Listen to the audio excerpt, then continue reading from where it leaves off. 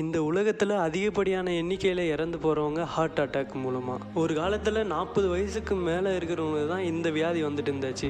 ஆனால் இன்னி காலகட்டத்தில் பார்த்தீங்கன்னா 30 வயதில் கூட இந்த வியாதி வருது. இதுக்கான காரணம் என்னென்னு பார்த்தீங்கன்னா நம்மளுடைய அன்றாட வாழ்க்கை முறையை வெஸ்டர்ன் வாழ்க்கை முறைக்கு மாறிட்டோம். முன்னாடி காலத்துலாம் பார்த்தீங்கன்னா டைமுக்கு சாப்பிடுவோம், டைமுக்கு தூங்குவோம், டைமுக்கு ரெஸ்ட் எடுப்போம். ஆனால் இன்றைக்கி காலகட்டத்தில் அதெல்லாம் இல்லை. வேலை செய்யும் இடத்துல ப்ரெஷர், சரியான உணவு கிடைப்பதில்லை, சரியான தூக்கம் இல்லை. இதெல்லாம் ஒரு காரணம். ஒரு காலத்தில் சிகரெட் பிடிச்சா எல்லாருமே தப்பான எண்ணத்தில் பார்ப்பாங்க. ஆனால் இன்னைக்கு காலகட்டத்தில் அது ஒரு பேஷனாகவே ஆகிடுச்சு. இதனால தான் பார்த்தீங்கன்னா 30 வயசில் இருக்கிறவங்க கூட ரத்த கொதிப்பு வருகிறது.